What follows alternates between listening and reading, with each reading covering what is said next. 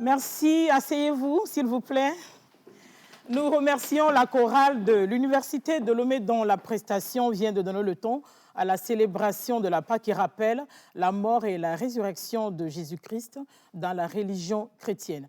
Bonsoir à toutes et à tous. Je suis heureuse de vous retrouver à notre rendez-vous hebdomadaire.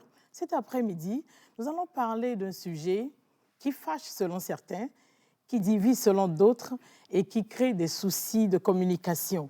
Nous allons parler de la religion. Ces dernières années, bien des événements ont mis la question religieuse au premier plan. Elle est généralement définie comme la manière avec laquelle l'homme établit le lien avec le divin. Beaucoup de jeunes estimeraient que la religion est un facteur de division, comme je viens de le dire tantôt. D'autres la perçoivent comme un facteur de paix et d'autres encore penseraient qu'il est difficile d'être un croyant après la pandémie de la Covid-19. Donc, dans ce contexte, il semble urgent d'analyser le regard que la jeunesse porte sur la religion aujourd'hui. Et pour en parler, voici l'équipe du jour que nous présente Dodo Waré dans Podium Invité. Regardez.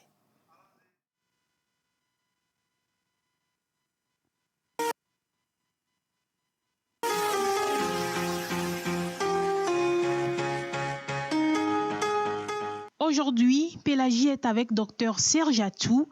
Il est sociologue du développement et chrétien évangélique presbytérien. Farida Mustafa, elle est animatrice événementielle et musulmane. Nounyava Tiamedi, il est comptable et chrétien pentecôtiste. Amaltiero JC, il est solupreneur et penseur libre.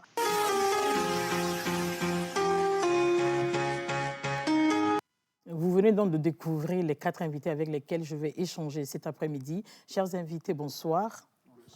J'espère que vous allez bien. Oui, ça va. Nous aurions aimé avoir un frère catholique parmi nous, mais ils sont tous occupés, la plupart, sur leur paroisse aujourd'hui. Et nos amis musulmans aussi sont en plein jeûne. Farida, c'est ça. Comment ça se passe? Très bien. Et le merci. ramadan se prépare activement. Oui. Peut-être que cette question, certains penseraient que je ne devrais pas vous la poser. Est-ce que vous aimez parler de religion? Parce que certains n'aiment pas. Amachero. Merci beaucoup, Pélagie. Alors, j'aime beaucoup parler de la religion, surtout en tant que transitionniste, parce que les transitionnistes, ils travaillent pour la transition, pour ne pas dire le développement ou le progrès. Et pour nous, lorsque nous faisons les recherches pour comprendre ou résoudre des problèmes dans la société, ce n'est pas pour offenser les religieux, mais nous nous confrontons beaucoup à la religion comme un blocage. Donc, pour nous, pour pouvoir remédier à cela, il faut parler de la religion, hein, des séances comme ça, comme nous appelons des référendums de Dieu. Voilà, donc j'aime beaucoup parler de la religion. Merci. Merci beaucoup, M. Tiamedi. Merci beaucoup, Pélagie. Ce n'est pas à dire que j'ai quelque chose contre la religion, mais quand tu as parlé de la religion, je préfère parler de foi. De foi. Je préfère parler de Vous foi, préférez le de vocable croyance. foi plutôt Voilà. que la religion. Oui, parce que je pense que la religion est basée sur la foi et sans la foi, on ne peut pas parler correctement de la religion. Donc, je préfère évoquer la foi. Évoquer la foi plutôt que la religion. Voilà. Farida? Alors, je m'aligne derrière mon prédécesseur. Personnellement, je n'aime pas parler de religion. Okay. Non pas parce que je n'aime pas ma religion ou que je n'aime pas les autres religions, mais parce que je me dis, comme vous l'avez dit à l'entame de votre propos, parfois ça prête à confusion, parfois ça crée des discordes. Donc je me dis, non, j'ai ma foi, les autres ont leur foi, chacun pratique sa religion et on en reste là. Dada Rachou? Oui, merci beaucoup, Pélagie. Comme vous l'avez su bien dit, aujourd'hui, les études ont montré que les jeunes n'aiment pas parler ou évoquer les questions de religion, surtout quand ils sont en face de leur père, ami. Ils n'aiment pas dire tout de suite que moi je suis chrétien évangéliste, moi je suis chrétien assemblée de Dieu, je suis tel, je suis tel. Ils expriment un certain nombre de pudeurs. Ils prennent ça comme quelque chose de sacré, quelque chose que chacun doit expérimenter lui seul, et ils n'aiment pas en parler. Voilà, c'est le constat général aujourd'hui. Bon, on n'aime pas parler de religion, on préfère le vocable foi, mais souffrez que nous en parlions un tout petit peu cet après-midi. Comment est-ce que, quand on évoque le mot religion, qu'est-ce qui vous vient à l'esprit, Amachero? Alors moi, quand on évoque le mot religion, tout de suite, je vois l'Église. L'Église en tant que... La bâtisse, l'immeuble? Oui, l'immeuble. Okay. Je vois tout de suite l'immeuble qui est carrément différente pour moi du temple. C'est-à-dire, je vois le temple construction qui est carrément différent pour moi du temple, la personne, voilà, en tant que spiritualité. Voilà. C'est un peu ça. C'est ce qui vous vient à l'esprit? Oui, c'est ce qui me vient à l'esprit, si je dois m'arrêter là, en fait. Farida? J'ai pas envie de choquer les âmes sensibles ici, Pélagie, mais aujourd'hui, je dis bien aujourd'hui, quand on était plus jeune, c'était différent pour moi. Mais aujourd'hui, quand j'entends religion, je pense plutôt à absurdité. Absurdité. Oui, parce qu'aujourd'hui, on est tellement...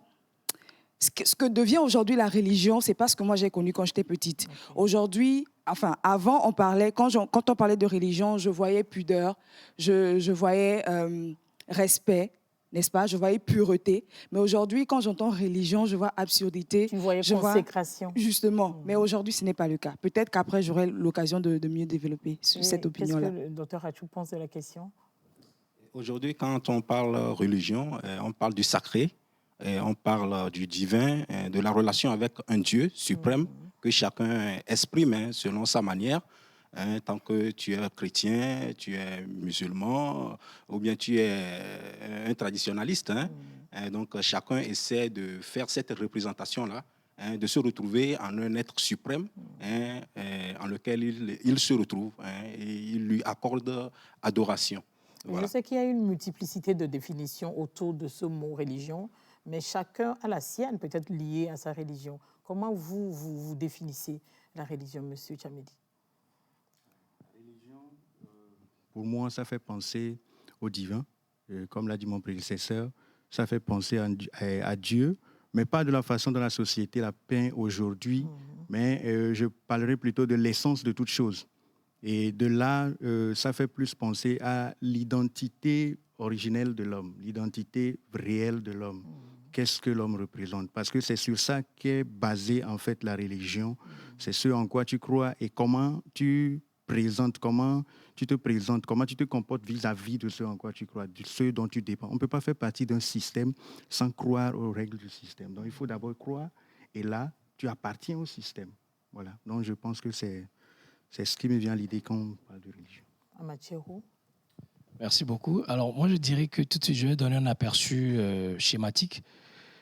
Pour moi, la religion, aujourd'hui, en tant que transitionniste, bien sûr, la religion, c'est comme un téléphone qui refuse la mise à jour du fabricant et qui pose problème à l'utilisateur. Compliqué. Oui.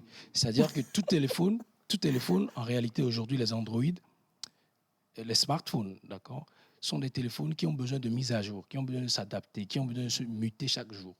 Et donc, le fabricant envoie la mise à jour pour que l'utilisateur puisse réellement profiter de l'intelligence là, qui est l'intelligence artificielle. Mais le téléphone là, qui est la religion en réalité, entre le fabricant Dieu et les utilisateurs lui posent problème aujourd'hui parce qu'ils refusent la mise à jour. Donc pour moi, la religion, c'est la relation passée que Dieu avait avec les hommes au travers de ses représentants.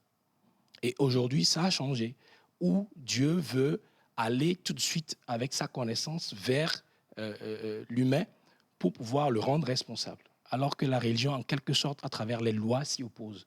C'est un peu ça. Selon les transitionnistes. Bon, c'est un peu ça. Achou. Bon, pas selon, excuse-moi, pas selon... Non, pas selon moi. Ce sont des constats. Et si vous voulez, on va y revenir dans la suite le long de l'émission. Voilà, oui, cette question m'amène à laisser de côté mon manteau de sociologue pour parler de fidèles chrétiens. Pour moi, aujourd'hui, la religion, c'est cette relation que moi, personnellement, j'entretiens avec mon Dieu, Dieu le Créateur, pour manifester ma foi chrétienne, et pouvoir aussi avoir de l'épanouissement, espérer qu'un jour, après avoir quitté la terre, que je rejoigne le ciel, ce lieu céleste, pour avoir le repos éternel. Voilà. Merci Farida. Alors, déjà, nous sommes d'accord que toute religion confondue, on sait que Dieu est unique. Ça, on le sait. Donc maintenant, pour moi, la religion, en fait, ce sont les codes, les bonnes pratiques qui ont été mises en place justement pour reconnaître qu'il y a un être suprême qui régit le fonctionnement de cet univers dans lequel nous vivons, tout simplement. Les religions que vous pratiquez, chacun d'entre vous aujourd'hui, est-ce que vous les avez choisies personnellement ou c'est vos parents qui l'ont choisi pour vous et vous l'ont transmis? Est-ce que c'est délibérément, volontairement que vous l'avez choisi ou vous êtes né là-dedans, vous avez grandi là-dedans et vous vivez avec et vous en avez fait votre choix personnel? Monsieur Tchamedi. Oui, merci Pélagie. Je pense que, en général, certains, ils rencontrent Dieu et ils décident de le suivre lorsqu'ils ont déjà toutes les facultés de décider. Et d'autres personnes naissent dedans. Mais que l'on naisse dedans ou que l'on le rencontre en cours de chemin, à un moment donné, il faut que la décision soit personnelle.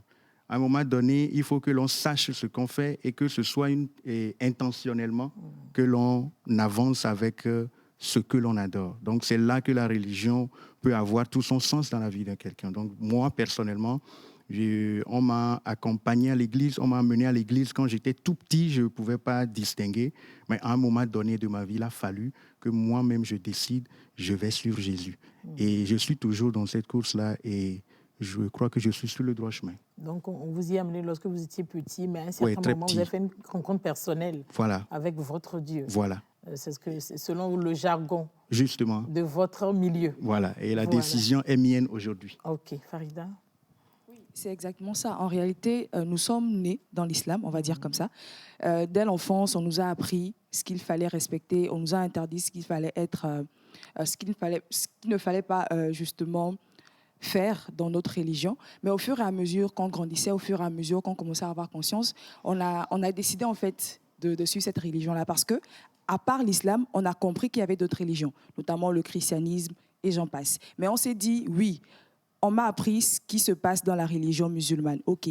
En grandissant, j'ai appris ce qui se passe dans la religion chrétienne. OK, maintenant, je suis libre de faire un choix et je décide de rester dans l'islam. OK, tout à l'heure, nous allons suivre un micro-trottoir dans lequel deux jeunes nous révéleront le regard qu'ils posent aujourd'hui sur la religion.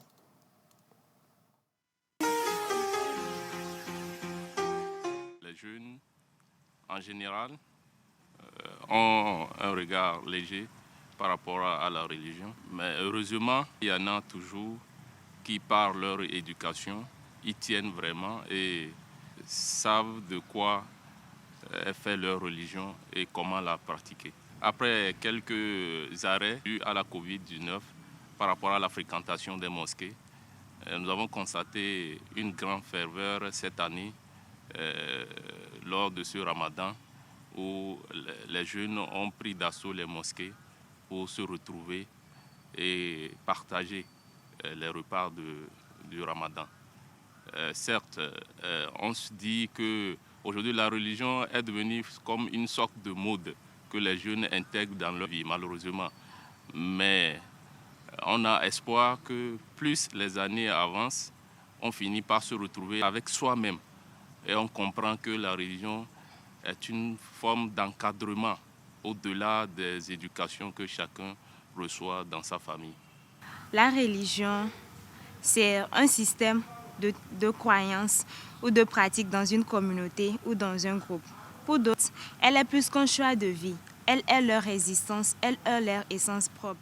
Parfois, nos choix de vie, de profession, de partenaires, de relations sont basés sur la religion ou encore les règlements de notre religion. Aujourd'hui, la religion n'a plus d'importance en face de nos besoins, des faits réels, des faits actuels ou encore des lois votées.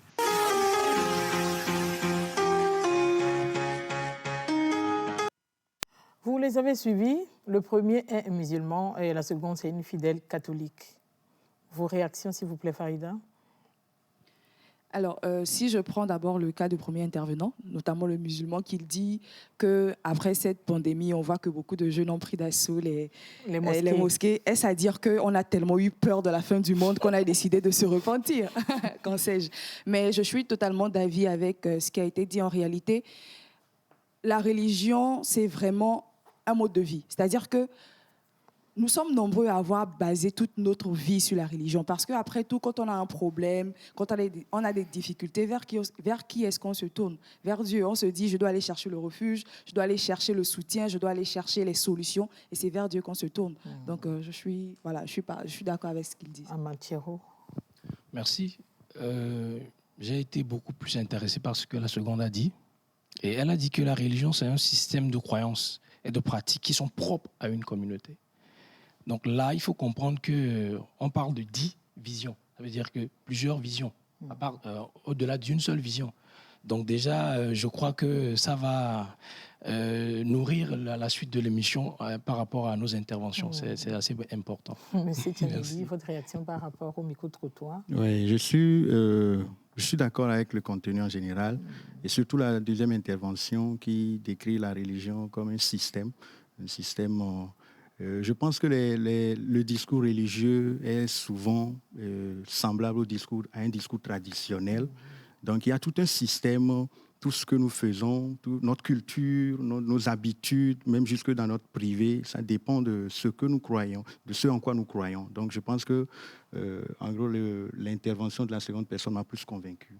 La seconde vous a plus convaincu, Dr Achou? Oui, je partage entièrement les interventions des deux intervenants pour faire un point sur votre première question, votre précédente question, pour qu'ils demandaient si c'est nous qui avons choisi la religion ou bien c'est la religion qui nous a choisi. Aujourd'hui, si nous, en sociologie, nous parlons du fait social. Et le fait social s'impose à l'homme. Et donc, du coup, la plupart se sont retrouvés aujourd'hui en religion, non pas parce qu'ils l'ont choisi, mais c'est la religion qui s'est imposée à eux. Parce que déjà, depuis leur enfance, leurs parents les amenaient à l'église, leurs parents les amenaient à la mosquée et tout. Et du coup, ils l'ont intériorisé et maintenant qu'ils ont grandi, ils se retrouvent dedans et dès qu'ils peuvent sortir, arriver à un moment, ils peuvent décider de sortir, mais ça les attire et ils reviennent toujours.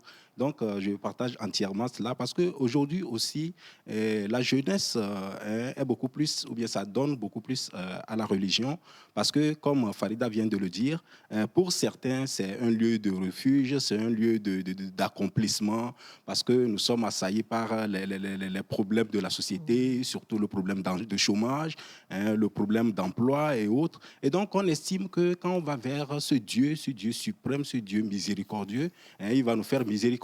Et donc, il va nous aider, il peut nous aider à trouver de l'emploi. Et donc, ce qui fait qu'aujourd'hui, dans les églises, il y a beaucoup de jeunes qui s'adonnent véritablement à l'adoration de Dieu pour trouver cet épanouissement-là et espérer cette miséricorde de Dieu pour leur ouvrir les portes de succès. Voilà. Donc, si je comprends bien, les jeunes s'adonnent plus à la religion aujourd'hui parce qu'ils cherchent des solutions à leurs problèmes. Donc, en réalité, ils n'entretiennent pas une relation de foi avec leur créateur en réalité, si je me base sur l'analyse que vous venez de faire. Est-ce que c'est ça? Oui, c'est bien ça. Il y a deux sortes.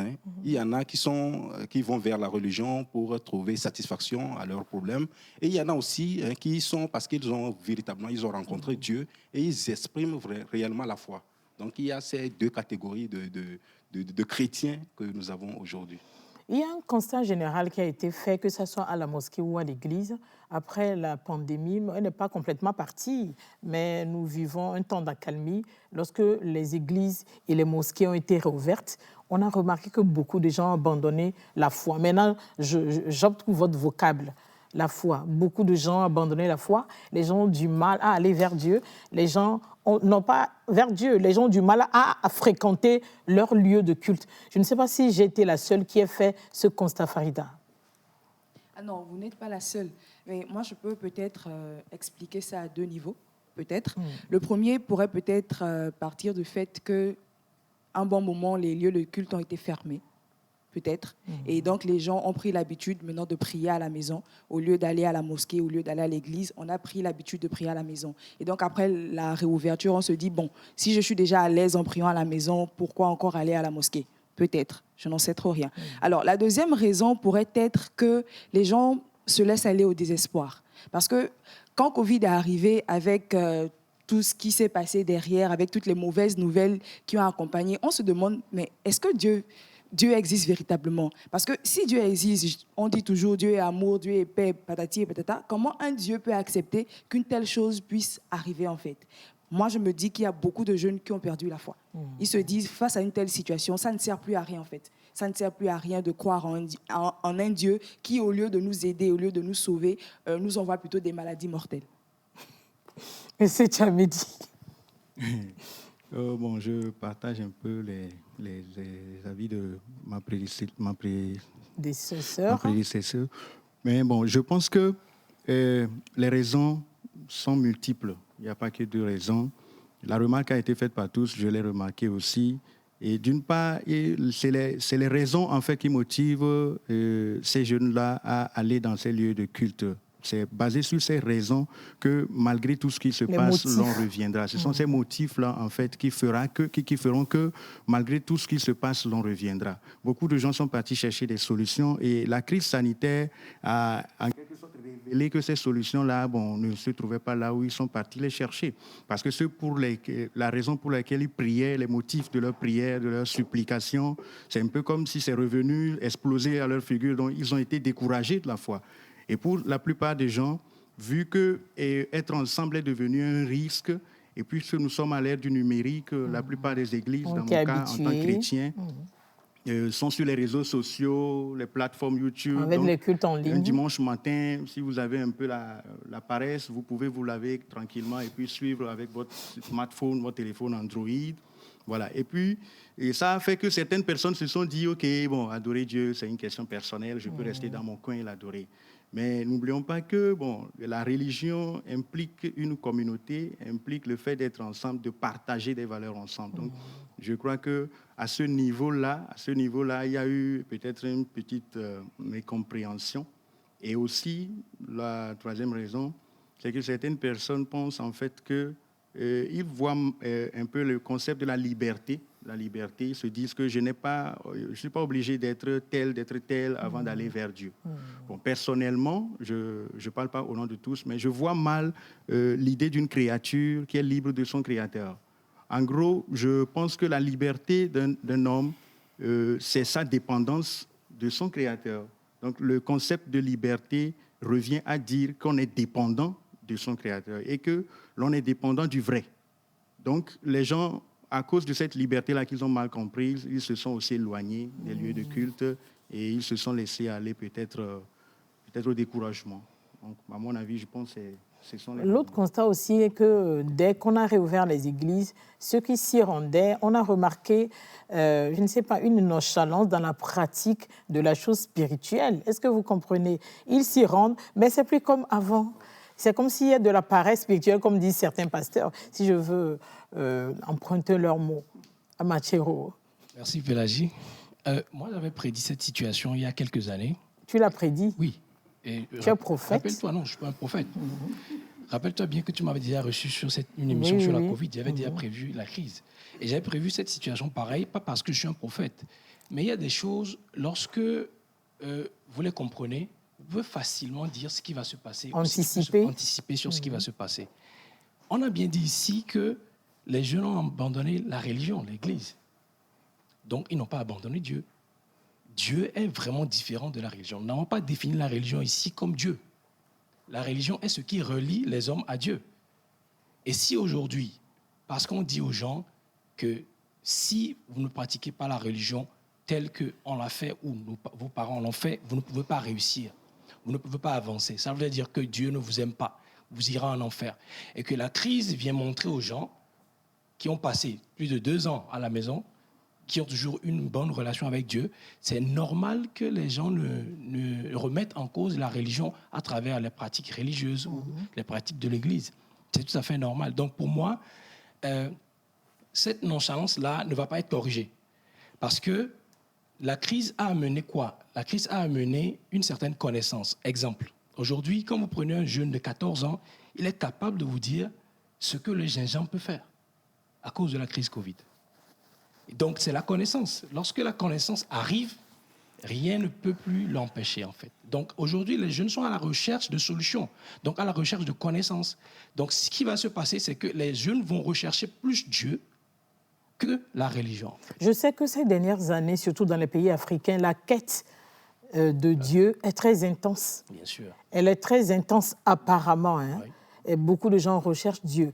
Donc, avec la multiplicité des religions, est-ce que vous pensez que c'est possible de trouver la meilleure? Est-ce qu'il existe d'ailleurs la meilleure? Ou est-ce que toutes les religions se valent? Dr Achou. Ça, c'est une question très intéressante.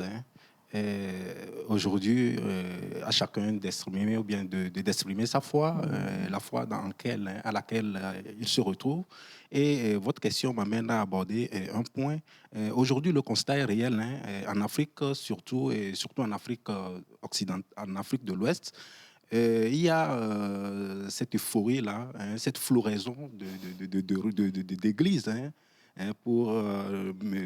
pour me permettre cette tautologie-là. Pas d'église seulement, mais de religion. De religion, voilà. C'est parce que, comme je l'avais dit, les gens souffrent. Il y a la pauvreté et nous sommes conscients de ce fait. Les jeunes sont à la recherche de l'emploi. Et donc, on vous dit, c'est le contraire. Et aujourd'hui, les jeunes affluent beaucoup plus vers la religion, mais c'est le contraire en Europe, en Occident, c'est ça. Les temples sont vides, les mosquées, c'est les personnes âgées qui s'y rendent. Parce que là-bas, bon, eux, ils pensent qu'ils croient d'abord en leur connaissance, à leur connaissance, et beaucoup plus la technologie a joué un rôle fondamental. Et donc, ils se disent, l'État a déjà tout créé, il y a les facilités, il y a les ouvertures, et donc, il n'est pas difficile de trouver un emploi en Europe, ce qui est le contraire en Afrique. Et donc, en Afrique, pour se trouver, ou bien pour se faire cette personnalité, ou bien pour pouvoir s'accomplir, il faut bénéficier de cette grâce-là. Et donc, la grâce, où est-ce qu'il faut la chercher? Il faut la chercher auprès de Dieu. Et donc, il faut aller vers Dieu pour le prier, avoir sa clémence pour vous ouvrir la porte de l'emploi. Et donc, c'est ce qui est contraire en Europe. En Europe, les jeunes, ils ne s'intéressent pas à la religion, puisque moi, j'ai eu même la chance, j'ai été en France, et donc j'ai amené un groupe de jeunes, c'est dans le cadre de l'église. Et on a vu, les temples sont vides, c'est les personnes âgées qui sont dans ce temple-là. Merci beaucoup. Voilà. Une autre question qu'on se pose est que si l'essentiel du message que véhicule la religion est la paix et l'amour, pourquoi plusieurs conflits et guerres aujourd'hui sont causés par la religion? Farida. Alors, je vais commencer par dire que la religion n'est pas perverse, ce sont les hommes qui sont pervers. Parce que vous-même, vous l'avez dit, les textes sacrés prônent la paix, l'amour, la fraternité, etc. Mais moi, je pense que ce sont les hommes qui ont peut-être mal compris les textes ou encore qui ont décidé de trop comprendre les textes au point d'extrapoler justement les textes sacrés. Voilà pourquoi on a en fait cette situation-là. Chacun veut se dire c'est ma religion la meilleure. On veut avoir une certaine hégémonie. En fait, les religions veulent avoir une certaine hégémonie. Les religions veulent grandir, englober les autres. Le christianisme veut prendre le pas, l'islam veut prendre le pas, les traditionnalistes peut-être veulent également prendre le pas. En fait, c'est ça la base en réalité. Parce que vous-même, vous l'avez dit, dans aucun livre, on ne dit « va tuer ton frère, va piller ses biens, etc. » Non, on appelle à la fraternité. Mais nous, en tant qu'hommes, en tant qu'êtres humains, qu'est-ce qu'on a compris? Et moi, je finis par me dire que finalement, la religion, on a l'impression que la religion enlève notre libre arbitre. J'ai l'impression qu'on est tellement soumis, j'ai même pas envie de dire soumis, on est tellement dépendant, peut-être, je vais dire, de la religion, qu'on ne réfléchit même plus. Parce qu'aujourd'hui, ce qu'on voit au travers de la religion, vous allez entendre que dans telle église, on a vu ci, dans telle mosquée, on a vu ça. Mais quand vous revenez au texte, les textes ne le disent pas. Après, on se demande, mais qu'est-ce qui se passe? Si vous êtes religieux, vous êtes censé suivre les textes religieux. Comment ça se fait que vous faites peut-être le contraire de ce que les textes religieux disent? Donc, encore une fois, la religion n'est pas perverse. Ce sont les hommes qui sont des pervers. Donc, c'est l'humain qui pose problème dans cette Exactement. histoire. Monsieur Tchamedi. Sens pour dire qu'en réalité, la religion n'est pas des principes qui sont mis en place par des dénominations religieuses. En réalité, normalement, les règles de la religion doivent être des règles qui viennent de ce qu'on adore, de Dieu, en fait. Donc, à un moment donné, je crois que les dénominations religieuses se sont emparées le droit de dire aux gens quoi faire et quoi ne pas faire, et le droit de décider de qui peut être sauvé, de qui ne peut pas être sauvé. Et ces codes-là sont devenus en fait une voie tracée du salut pour certaines personnes. Et la plupart des gens qui n'arrivent pas à se trouver dans cette voie, à se placer dans cette voie-là, ils se disent « Ok, d'accord, de toutes les façons, moi je suis condamné ». Donc je pense que le problème en fait de la religion, elle est d'abord, premièrement, la motivation des gens qui suivent cette religion-là. Et vu que les gens ne sont pas motivés au même niveau, ils n'arrivent pas à défendre en fait leur profession de foi, ils n'arrivent pas à défendre ce pourquoi ils sont là. Et de l'autre côté, je pense que c'est un problème d'acceptation. Et il faut qu'on fasse la différence entre l'acceptation et adhésion. Voilà, la plupart du temps, les gens pensent que accepter, c'est adhérer. Le fait d'accepter l'autre ne te force pas à adhérer à ce qu'il fait, mais tu es obligé de l'aimer. Parce que, par exemple, dans ma religion à moi, tout est autour de l'amour, en fait. La Bible dit « Aimez-vous les uns les autres ». Dieu est amour. Donc, on a besoin d'aimer l'autre, on a besoin de l'accepter. Je ne vois pas de quelle manière est-ce qu'on peut influencer quelqu'un, est-ce qu'on peut montrer la voie à quelqu'un d'autre si on ne l'aime pas. Donc, je pense que le problème est au niveau de l'acceptation. Tout le monde veut que l'autre fasse comme lui. Tout le monde est convaincu, en fait, que l'autre doit obligatoirement changer. Mais Dieu ne force personne. Je pense que c'est ça qui est à la base des conflits. Merci beaucoup, Amachiro. Merci. Moi, je pars sur les définitions. La religion, c'est un système de croyances qui sont propres à une communauté. C'est tout à fait logique qu'il y ait des divisions. Vous pensez quelque chose, vous dites que c'est ça. Les autres pensent aussi différent, ils pensent que c'est ça. Et la religion, moi, je peux dire que la religion ne fait que montrer ses failles. La religion, c'est comme le portable Nokia, l'ancien là, c'est son temps à passer. Personne ne veut plus l'utiliser. Personne. Pourquoi tu fais tout le temps référence au téléphone? Oui, parce que lors des formations, oui, c'est plus facile parce que quand on parle de technologie, cela veut dire le knowledge et la technique, c'est-à-dire la connaissance traduite en technique. Je vous donne un exemple. Si je parle à monsieur, s'il vous plaît, Docteur Achou. Docteur Achou, de loin. Si je lui parle de loin. Avant, on dirait que je suis un sorcier. Si je lui parle de loin, on dirait que je suis un sorcier. Mais lorsque le blanc a pris cette connaissance-là, avec la technique pour faire le portable, aujourd'hui, c'est facile. Donc, vous comprenez. Donc, c'est pour ça que je parle beaucoup de la technologie. Parce que, pour dire que la religion ne fait que montrer ses failles. Son temps est en train de passer. Je ne suis pas contre la religion, je ne suis pas contre les religions. Le temps de la religion est en train de passer? Oui, parce que la religion est vraiment différente de Dieu. Et quand vous dites, par exemple, la multiplicité, pourquoi chercher la meilleure religion? Pourquoi ne pas chercher ce que les religions ont en commun et proposer ça universellement? Et moi, je suis étonné que je vois que ce qui est commun à toutes les religions, c'est Dieu. Et ce Dieu-là, comment est-ce que je l'ai découvert? Lorsque vous allez dans l'islam, le Jésus-Christ dont parlent les chrétiens, c'est carrément différent du Jésus-Christ dont on parle. Ce n'est pas un nom commun. C'est un programme divin, c'est un programme céleste. Et lorsque vous allez au bouddhisme, il est représenté. En islam, il est représenté. Chez les animistes, c'est représenté. Et moi, c'est ce que moi j'ai remarqué. Et ce Jésus-Christ-là, il revient maintenant à le redéfinir parce qu'il revient à comprendre réellement c'est quoi Jésus-Christ, en fait. Et moi, je vois clairement que c'est quoi Jésus-Christ. Pourquoi Jésus-Christ regroupe 12 apôtres et qu'on a par hasard 12 mois et qu'on a par hasard 12 constellations astrologiques, qu'on a par hasard 12, comment vous les appelez, signes astrologiques, qu'on a par hasard 12 heures fois 2 chaque jour. Donc Jésus-Christ, c'est quelqu'un qui vient proposer un réveil à toutes les religions. C'est pour ça qu'il dit qu'il est venu pour tout le monde. Et ça, bon, on ne va pas peut-être aller là-dessus. Si tu parles d'un acte 2, peut-être que je peux revenir en parler pour que ça ne soit pas long. Mais c'est ce que je peux dire. Est-ce que tu as vraiment répondu à ma question? Oui, ce que je veux dire par là, c'est que... Tu te rappelles même d'elle, la question? Oui, bien sûr. Oui, bien sûr, Pélagie. OK. Je me rappelle de la question. OK. Ce que je veux dire simplement, c'est que on ne peut pas pratiquer des systèmes qui sont propres à nous, d'accord, et vouloir qu'il y ait l'union quand on impose ces systèmes aux autres. En fait, je ne parlais pas de division en matière de religion. Oui. Je disais que si nous supposons, pas si nous supposons, l'essentiel du message que véhiculent les religions en général, c'est l'amour et la paix. Mais comment se fait-il qu'on remarque aujourd'hui qu'il y ait des guerres et des conflits qui ont pour base, qui ont pour cause, qui ont pour origine les religions? C'est ça, j'allais en venir, c'est ce que je dis, c'est-à-dire que si la religion prône Donc en la réalité, paix... tu l'as perdu de vue, ma question. Non, en fait, j'allais en venir, en fait. C'est ce que je dis. Qu'en réalité, la religion ne fait que montrer ses failles. Et ce que je dis par là, c'est que si la religion parle de l'amour, si toutes les religions parlent de l'amour, si toutes les religions parlent de la paix, et qu'on n'arrive pas à les avoir, ça veut dire qu'il faut redéfinir la paix et l'amour dont parlent les religions. Bon, C'est merci. normal, n'est-ce pas? Dr. Achou. Permettez-moi de En prendre 2 secondes, je voulais même vous poser une autre question. le contre-pied de son intervention. Moi, c'est le constat, c'est le contraire tout autre, hein, le contraire. Parce qu'aujourd'hui, si nous remarquons cette floraison d'églises, cette floraison des mosquées, moi, je viens de faire une tournée au nord. Dans tous les villages, vous allez voir 2, 3 mosquées, vous allez voir 3, 4 églises, ce qui n'est pas le cas il y a de cela 10 ans. Donc, c'est dire en fait que la religion a le vent en poupe aujourd'hui. Et donc, plusieurs personnes vont encore vers la religion. Et donc, aujourd'hui, pour revenir à votre question, permettez-moi... Heureusement, vous êtes revenu assez tôt. Allez-y. Oui, la question. Je disais que si l'essentiel du message que véhicule la religion en général est l'amour et la paix, comment se fait-il qu'aujourd'hui on se rend compte, on remarque, on constate que certaines ou la plupart des conflits, des guerres ont pour base la religion?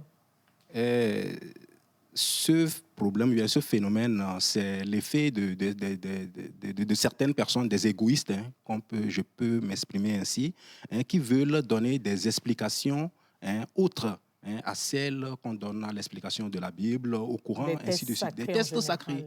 Et donc, il y en a, parce qu'aujourd'hui, la manière dont ils sont en train de visualiser le phénomène ou bien la société, ils se disent que non, normalement, les choses doivent être ainsi, les choses doivent être telles. Donc, si ce n'est pas comme ça, c'est une mauvaise interprétation. Des tests sacrés. Des tests. Et donc, ces personnes, parfois, c'est des personnes influentes. Et donc, ils drainent des jeunes, ils les endoctrinent en leur enseignant des faussetés. Et donc, ceux-là qui sont d'esprit faible, ils les suivent. Et c'est eux maintenant qui leur disent de faire ceci, de faire cela. Et ils le font naïvement. Voilà. En 2 secondes. Je voudrais rebondir sur la première intervention. Alors certes, aujourd'hui, il y a une floraison de mosquées, d'églises, mais ça ne veut pas dire que la religion a le vent en poupe. Pourquoi? Parce que personnellement, j'ai constaté qu'il y a beaucoup plus aujourd'hui une légèreté dans la pratique de la religion.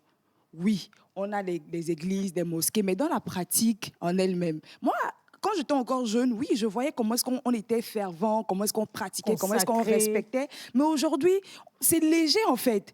Parfois, on sait que c'est interdit en fonction des religions, on sait que telle chose est interdite, mais on va la faire quand même. Est-ce que c'est parce qu'on a l'impression que ça fait tendance? Quelqu'un a parlé de la mode. Oui, la mode. La religion devient une mode. C'est plus forcément parce qu'on y croit ou parce qu'on a peur du sacré ou du non sacré, mais on se dit, bon, tel le fait, donc je vais également essayer de le faire. Nous allons vers la fin de notre échange. Mon avant-dernière question que je vous poserai est celle-ci. Selon vous, que serait le monde sans religion, M. Tchamedi? Le monde sans religion, c'est... Bon, que serait le monde sans religion? Je pense que, en fait, le problème, c'est que le monde ne peut pas, en fait, être juste là sans foi, en fait. Okay. Et s'il y a une foi, j'ai oublié que vous préférez le vocable foi à la religion. Le monde ne peut pas être là sans foi. L'homme doit croire en quelque chose. Parce qu'il faut avoir un objectif pour avancer dans la vie. Okay. Donc, s'il y a une foi, il y a forcément un certain nombre de règlements, de systèmes, de choses à suivre. Je pense que, en fait, je vais un peu tricher pour retourner un peu en arrière, si vous le permettez. Le problème, c'est que certaines, au fil du temps, quand on était petits, quand on était dans nos religions, dans nos lieux de culte, en fait, nous avions un tel tel respect pour Dieu que nous voyons à travers certaines personnes. Mais au fil du temps, je pense que certaines personnes dans nos religions ont fini par prendre la place du divin dans nos cœurs. Okay. Nous avons commencé par croire tout ce qui sort de leur bouche, tout ce qu'ils disent, tout ce qu'ils font. À un certain moment, on était devenus esclaves en fait de nos religions. Et je pense que en ce moment, ce qui se passe, c'est que les gens sont en train de se libérer de cet esclavage-là. Les gens sont en train de se rendre compte en fait que Dieu, c'est Dieu, que Dieu, il n'est pas chrétien, il n'est pas musulman, et il n'a pas d'identité, il n'a pas de race. C'est l'esprit qui gouverne toutes choses. Donc, pourquoi dépendre de quelqu'un pour te montrer la voie, quelqu'un qui peut abuser en fait de cette foi-là que tu places en lui, au lieu d'aller directement vers Dieu. Je vois aussi que dans le temps, il n'y avait pas beaucoup de communautés de jeunes chrétiens en dehors de l'Église en fait qui œuvraient aussi dans le sens de la religion. Mais aujourd'hui, il y en a beaucoup de ces communautés-là. Et certains jeunes, même, je le déplore. Comme celle que vous dirigez, par exemple, DIMS. Voilà, la DIMS. Je suis beaucoup sur les réseaux sociaux. Je ne la dirige pas, mais je suis un ouvrier de la DIMS. Voilà. Les gens cherchent Dieu, et je pense que c'est la religion définie comme un principe établi par des hommes, en fait, qui est en train de partir. Mais si trouver Dieu, et par les moyens établis par Dieu lui-même, est appelé aussi religion, alors dans ce cas, la religion a du vent en poupe et ça ne disparaît pas. A de l'avenir. Amal, en 2 secondes. Oui, merci beaucoup pour cette intervention. Je savais que tu es d'accord avec moi. Je savais. Oui, justement, le monde sans la religion. Bon, pour moi, la religion, ce n'est pas Dieu, donc on peut avoir un monde sans la religion. Le monde sans la religion, ce sont des citoyens qui sont plus responsables. Ce sont des citoyens qui prennent conscience de la vérité, non d'une vérité, c'est-à-dire d'une vérité quelqu'un introduite par une religion, mais qui prennent conscience et qui deviennent responsables mutuellement les uns vers les autres, qui deviennent responsables vers l'environnement, vers la société et tout autre. Et là, un monde sans religion, je vois le paradis. Je vois Éden. Éden. Oui, je vois le développement durable. Un monde où le développement est durable, l'éternité. Voilà, merci. Oui. Pour moi, le monde sans la religion, c'est du chaos. C'est du chaos. Diamétralement opposé à l'idée de... Oui, c'est du chaos. Parce qu'aujourd'hui, si nous voulons analyser notre société, la religion joue un rôle prépondérant. Surtout dans les normes et les valeurs, surtout les valeurs. Qui est... Ça serait un chaos. Oui, donc le monde ou bien sans la religion, ce serait du chaos. Merci. Farida, en une phrase. Oui, le monde sans la religion sera compliqué parce que dans ces religions-là, il y a les codes qui nous permettent justement de vivre. Ne fais pas ci, ne fais pas ça, traite ton frère comme ci. Donc oui, sans la religion, ça risque un peu d'être compliqué. Merci beaucoup. Je remercie Dr Achou Farida, Yaovi Chamedi et Amal Kiro d'avoir accepté d'échanger avec nous sur ce sujet qui fâche souvent et qui divise toujours. Retenez ceci. La vraie religion est la marque d'une aspiration vers un monde meilleur. Merci à mes assistantes, merci à l'équipe technique. Je nous invite à nous lever pour la dernière prestation de la chorale qui va nous introduire dans la célébration de la Pâque avec les chrétiens. Merci de nous avoir suivis. On y va. Cette fois-ci, je crois que nous allons tous danser au moins. Moi, j'adore.